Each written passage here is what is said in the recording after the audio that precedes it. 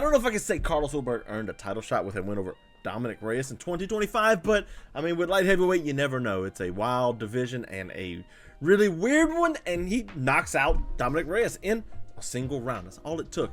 Ended the Dominick Reyes rehab. He's coming back and doing everything he needs to be great. That was never a real thing. We've got to, if we're going to be critical about Dominick Reyes and talk about what his resurgence was after his 4 straight losses, we got to be honest with ourselves and say, like, the step up or the step down in competition is really what facilitated that. Whereas Carlos Ulberg is a really big hitter, really slick striker, the kind of person that Dominick Reyes would not do well against. So yes, UFC Perth, guys, we're really not going to go super long today. That fight card was okay, but like, the main event was really the only fight that mattered, if you want to be honest. And it was the only fight that actually mattered, and we're going to treat it as such because that was abomination of a card. But Ulberg, man, moved up to 13-1. First loss was to Kennedy Nzechukwu in his UFC debut, but since then he's won like 8 straight. The dude's good, and he's moved up the rankings really well. And Dominick Reyes is not anybody to hang your hat on beating in 2025, but it is a name that people recognize, and he's staying active. So like, if you can say, like, say Alex Pereira beats Magomed Ankalaev next weekend, like you look at that and you're like, there's a real good case that he fights Carlos Ulberg next and not Magomed Ankalaev, somebody the UFC does not want to be champion because they find him boring, which I think is a bit odd because I always thought Ankalaev was somewhat exciting. Think about like the Ian Kutlaba fights, the high kick knockout that he had recently, earlier in his career, not recently, and all that. So, at the end of the day, I can see Carlos Ulberg getting a title shot, regardless of who wins, actually. If you think about it, like, if Ankalaev beats Pereira twice in a row, barring some shenanigans, like drama scoring or anything like that, yeah, they're going to give it to him. Ulberg next, or Yuri Prochazka is going to fight Khalil Roundtree on that card. You can make an argument for that. If Ankalaev wants to sit out, you got Ramadan coming up soon next year, so that's about 6 months away, but he's not going to fight before then. Like, Magomed Ankalaev is not a very exciting and active fighter in general, fights once, twice a year. So if he fights now, he's not going to fight for another 6 months, which would be roughly Ramadan, if I remember correctly. I think that's what, March. But he would be looking at a Ulberg or a Yuri Prochazka or Khalil Roundtree if Khalil wins also. That's an option, So if Ankalaev can get it done, he'll have some options. And Carlos Ulberg put his name at the top of that list, and he's staying busy just like the other two. But he did get a big, fashionable knockout. And this is like what everybody wants to see, talking about the Khamzat Chimaev sweepstakes, where it's like what was supposed to be Rener de Ritter and Anthony Hernandez, or Nasruddin Imavov versus Cal Baralho, but Fluffy had to pull out, so now we're getting Brendan Allen, who's kind of putting his name in that sweepstakes, but not really. But it's about the flashy finish, who earns it more. It's kind of like the Dana White Contender Series approach. And Ulberg putting down Dominick Reyes the way he did was just fantastic, and that's exactly the kind of fighter the UFC wants. He's a city kickboxing guy, so really good team there to kind of set him up for success. The only thing I didn't really like about it is just how they constantly, all the city kickboxing guys, constantly just move back in a straight line. Now the finish, Ulberg didn't move back in a straight line. He cut a small angle as Reyes was stepping in. Dominick Reyes crossed his feet. This is light heavyweight. You're not supposed to do that, but you do it anyway in light heavyweight because that's how it goes.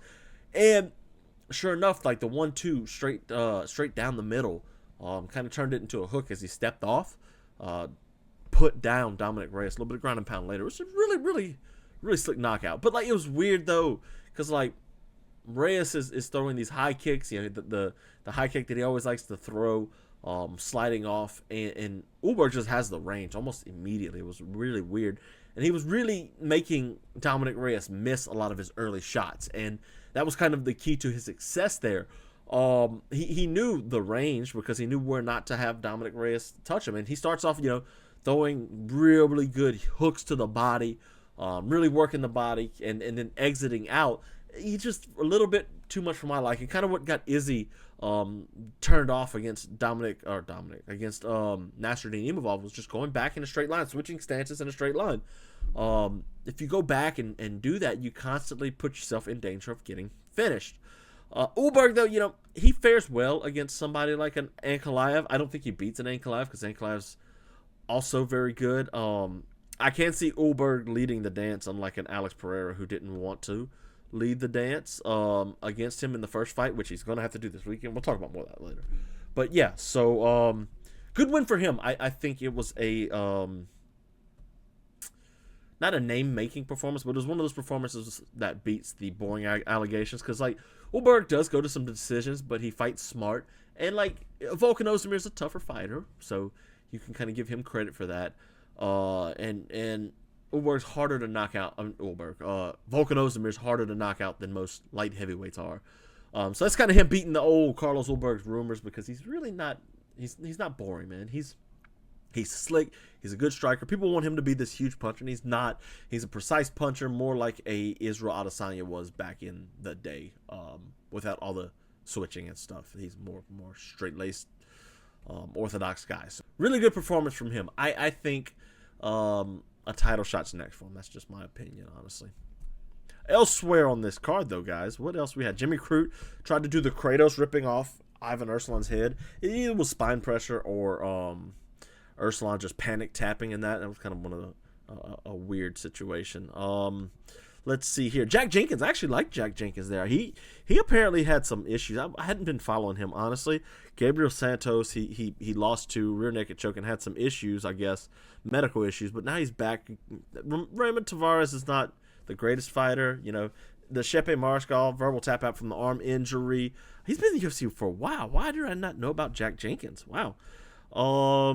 Yeah, I need to look more into him because he has some really cool trips, man. He switched to southpaw, and stepped in and tripped him over the leg. So he stepped through, put his right foot forward, and did a huge step behind the legs of Tavares, and threw him down. It was really neat. Other good trips like kicking out the leg against the fence and stuff. Really, really cool. Neil Magny was crazy. So Neil Magny almost gets choked out in the first round. And at the end of the first round, the referee actually calls the fight off right as the bell's expiring.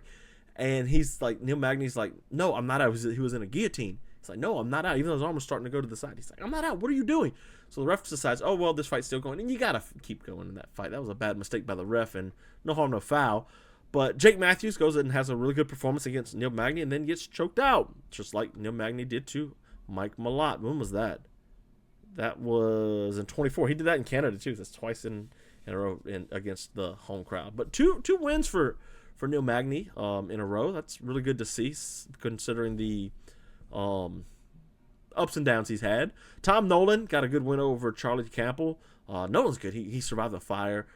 Campbell had some really good kicks and really kind of started knocking down Tom Nolan a lot. And Nolan managed to, Charlie Campbell didn't want anything to do with jiu-jitsu. He told him to get up. And Nolan got on the back, got the rear naked choke, and got the win. Navajo Sterling kind of let me down against Rodolfo Bellato. Bellato's not that great of a fighter. Sterling's supposed to be good. Didn't quite get it done. Cam Ralston beat Andre Petrosky. Jamie Malarkey and Rolando Bedoya. Kobe Thickness, I'm down with the Thickness, beat Musasa. Michelle Montag beat Luana Carolina. It might be time for Luana to go. She's been around for a while. Oh, no, that's her first loss, snapping a 3-fight winning streak. I'm sleeping on you, Luana. I'm sorry. Brando Perrick, however you say his name, beat Elisha Ellison. This guy's good. He's got some promise. Performance of the night bonus. We need good athletic heavyweights, and he's one of those. So really good to see him kind of get the win. And then Alexa Thinera beat Loma Lugbumi, which Loma's just way too small for the division, if we're being honest. But yeah, I don't think the card was that good. It had some finishes. It was like it's supposed to be finished. It was mismatches. So all in all, yeah, I'll take it, I guess. But at the end of the day, it's like UFC's having to. It's weird. So they had to cut prices on these tickets, and they still broke the arena rate, the arena gate record on this. I saw reported. So it's like they're still succeeding, but you don't want them to at the same time because they're not putting forth a lot of effort. And it was like, the Apex cards are not going to put forth effort, but this is like a travel card. This is a travel card, and it was Dominick Reyes and Carlos Ulberg. That's the only day. It was like 3 ranked fighters on the card. 2 of them were fighting in the main event, and I forget who. I think Loma maybe. Loma might have been the other ranked one. But at the end of the day, they didn't trial this card. They just They are the UFC is the brand now, and it's kind of sucks because it's not like, when's the last time you heard the best fight the best? You don't hear it anymore because they don't say it, because it's not the best fight the best. It's who has the highest draw. I don't want to complain about it too much. But anyways, guys, look, that's it for me today. Fight Finders 8 comes out this week. Beach Wrestling. We're gonna be vibe wrestling, baby. Let's go. So playlist is right here. Boom. If you're listening to it after Tuesday, it's out. If you listen to this before, go catch up.